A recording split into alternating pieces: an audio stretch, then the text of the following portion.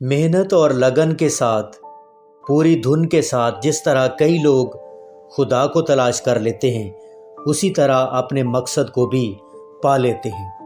کسی نے کہا کہ 14 برس BA کرنے میں لگائے ہیں، تو میں نے کہا کہ 14 مہینے روحانی دنیا میں جانے کی کوشش کرو۔ کہنے لگا نہیں 14 مہینے تو بہت زیادہ ہیں۔ میں نے کہا 14 ہفتے۔ کہنے لگا نہیں یہ بھی زیادہ ہیں، اتنا ٹائم نہیں ہے ہمارے پاس۔ تو صاحب دنیا کی چیزوں کے لیے تو ہمارے پاس وقت ہے، مگر روحانی چیزوں کے لیے وقت نہیں ہے۔ ہمیں وہی ملے گا جس کو ہم وقت دیتے ہیں اور جس کے لیے کوشش اور جد و جہد کرتے ہیں۔ میں آپ کو ایک واقعہ سناتا ہوں، آپ سنیں گے، خود اس کے ساتھ جوڑتے چلے جائیں گے کہ انسان جو منزل پانے کی ٹھان لیتا ہے اور وقت دیتا ہے اور اس کے پیچھے پورے طور پر لگ جاتا ہے تو کیسے کامیاب ہو جاتا ہے۔ سن 49 کی بات ہے، لاہور میں ہمارے دوستوں کا ایک گروہ تھا، جس میں سب سے نمایاں ہمارا دوست نصرت دورانی تھا، جو ایک سپلائی کمپنی کا مالک تھا۔ امیر آدمی تھا، اس کی بیوی بہت ماڈرن تھی، ہم اس کو پیار سے نینی کہتے تھے۔ نینی استانی ٹائپ کی خاتون تھی، ہر وقت درس دیتی رہتی تھی، ہر بات میں ہمیں گائیڈ کرتی تھی۔ آرٹسٹ بہت اچھی تھی اور وہ پینٹنگ کی بہت ماہر تھی۔ وہ اکیلی لڑکی تھی سارے لاہور میں جو دوپٹہ نہیں لیتی تھی۔ سارے اس کو حیرانی سے دیکھتے تھے کہ کمال کی بات ہے۔ اس کے بال کٹے ہوئے تھے جو اس زمانے میں نہیں ہوتے تھے۔ ہم جب اس کے ساتھ دوستوں میں باہر نکلتے تھے تو سب اس نینی کو دیکھتے تھے۔ اس کا ایک بچہ تھا، بڑا شریر، بڑا ضدی، بڑا ظالم، بوٹ سے ٹھوکریں مارنے والا، بالکل نہ ماننے والا۔ اس خاندان کے ساتھ ہمارے بڑے اچھے تعلقات رہے۔ ہمارا ایک دوست تھا، بہت اچھا آرٹسٹ بھی ہے، تو ان کے اسٹوڈیو میں ہم اکٹھے ہوتے تھے۔ کئی دفعہ ہم اپنی دھما چوکڑی باغ جناح میں مچاتے تھے۔ ہم چلتے رہے، بہت اچھا وقت گزر رہا تھا کہ اچانک دورانی اور نینی کا جھگڑا ہو گیا۔ میاں بیوی کا جھگڑا ہو جایا کرتا ہے، مگر ان کا جھگڑا اتنی شدت اختیار کر گیا کہ انہوں نے علیحدگی کی بات کر لی کہ ہم ایک دوسرے کے ساتھ نہیں رہ سکتے۔ بچے کا معاملہ تھا، ہم سب روئے پیٹے۔ دورانی سخت آدمی تھا، اس نے کہا نہیں، میں نے نہیں رہنا۔ میں نے کہا بچے کا کیا کرو گے؟ اس نے کہا بچے کی مرضی ہے، ماں کے پاس رہنا چاہے ماں کے پاس رہے، میرے پاس رہنا چاہے تو میرے پاس رہے۔ نینی کو بھی ہم نے سمجھایا، وہ کہتی تھی کہ نہیں، اگر یہ سخت ہے تو میں اس سے بھی زیادہ سخت ہوں، مجھے کوئی پرواہ نہیں، میں اپنے فن میں طاق ہوں۔ لو جی، دیکھتے ہی دیکھتے ہماری نظروں کے سامنے ہماری موجودگی میں طلاق ہو گئی۔ بچہ ماں کے ساتھ چلا گیا۔ ویسا ہی ضدی اور ٹھوکریں مارنے والا دورانی بھی لاہور سے راولپنڈی منتقل ہو گیا۔ وہیں اس نے بڑا سا دفتر بنا لیا۔ ایک دن میں اسے راولپنڈی ملنے گیا تو اسے سمجھایا کہ شادی کر لے۔ سارے دوستوں نے بھی زور دیا مگر نہیں مانا۔ وہ کہتا تھا میں اکیلا بڑا خوش ہوں، یہ میری اتنی بڑی کوٹھی ہے، میں اس میں خوش و خرم رہتا ہوں۔ صفائی کرنے والی اماں آتی ہے، اس کے ساتھ 2 بیٹیاں تھیں، ایک داراں تھی، ایک کا نام گوما تھا۔ وہ کپڑے بھی دھو جاتی، کھانا بھی پکا جاتی اور صفائی بھی کر جاتی۔ پھر اس کا کک تھا، پھر اس کا گھوڑا تھا، گولف کھیلتا تھا، امیر آدمی تھا۔ اچانک میں تھوڑا سا اس سے دور ہو گیا اور لاہور میں مصروف ہو گیا۔ پھر ایک بار دورانی سے ملا تو کہنے لگا میں نے فیصلہ کر لیا ہے شادی کرنے کا۔ میں نے کہا بڑی اچھی بات ہے۔ کہنے لگا اب کی بار میں شادی کروں گا تو کسی ایسی لڑکی سے کروں گا جو بالکل دیہاتی ہو، جس کو کچھ زمانے کا پتہ نہ ہو، نینی جیسی نہ ہو، نہ پینٹنگ جانتی ہو، نہ ڈانس جانتی ہو، نہ اس کو کچھ زندگی کا آگے کا پتہ ہو نہ پیچھے کا پتہ ہو، ایک سادہ پاکیزہ سی لڑکی۔ میں نے کہا بھائی دیکھ لو، تم بہت پڑھے لکھے ہو اور تمہارا انداز زندگی مختلف قسم کا ہے، تو تم اس کے ساتھ رہ پاؤ گے؟ اس نے کہا میں رہ لوں گا، میں نے تہیہ کر لیا ہے۔ تو جناب یہ فیصلہ اس نے دل میں کر لیا ہوا تھا۔ میں نے دوستوں کو اطلاع بھی دی تو انہوں نے کہا یہ ہو نہیں سکتا، یہ کس طرح سے گزارا کرے گا، یہ تو بہت ماڈرن قسم کا آدمی ہے۔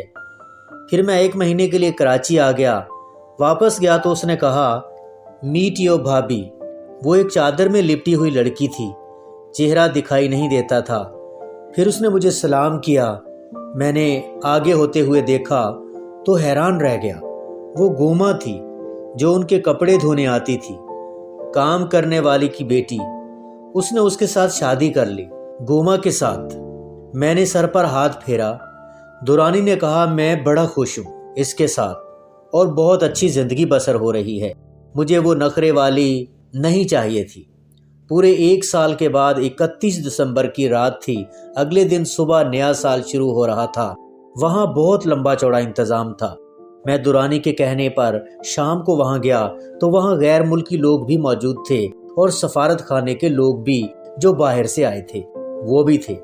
میں وہاں بیٹھ گیا تو یہ دور سے آتا دکھائی دیا۔ اس کے ساتھ بڑی خوبصورت لڑکی اور چھوٹی سی کمر، پیلے رنگ کا اس نے سویٹر پہنا ہوا تھا، اونچی ایڑی کی جوتی اور اس کے بال کٹے ہوئے تھے۔ وہ چلی آ رہی تھی اس کے ساتھ۔ میں نے کہا دیکھو میں نے اس کو منع کیا تھا، اب دیکھو کوئی اور لے آیا ہے۔ وہ قریب آئی تو گوما تھی۔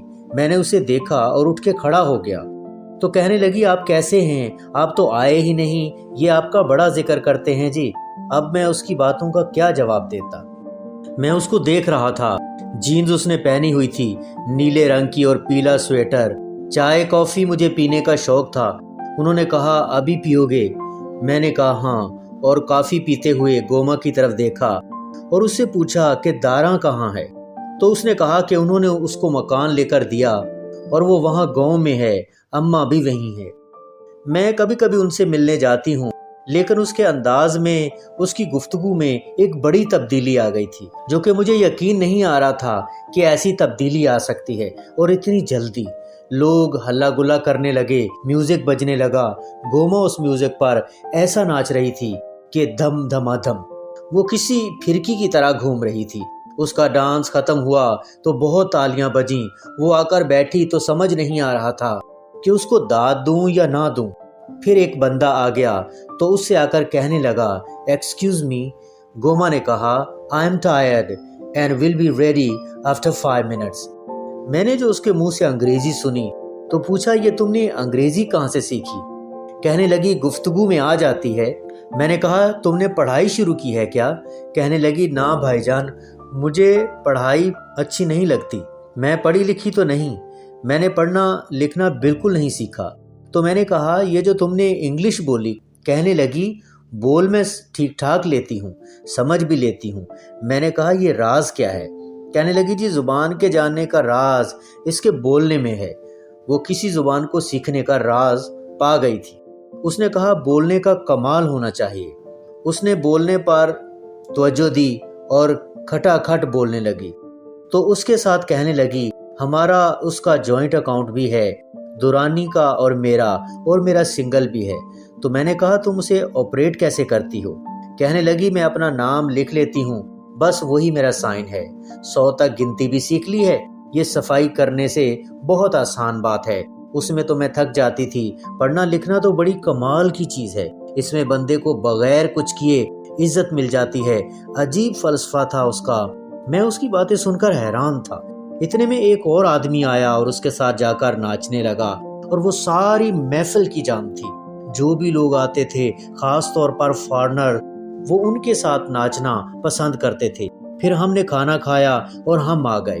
پھر جناب مجھے یورپ آنا پڑ گیا اور کچھ عرصہ مجھے ان کی کوئی خیر خبر معلوم نہ ہو سکی۔ 2 سال کے بعد جب میں واپس گیا، بڑی آرزو تھی دورانی سے ملنے کی، گوما سے ملنے کی۔ تو میں ملا دورانی سے، اپنے دفتر میں تھا، بڑا خوشحال۔ تو میں نے کہا سناؤ بھائی گوما کا کیا حال ہے؟ تو گوما کو گالیاں دینے لگ گیا۔ میں نے کہا وہ ہے کہاں؟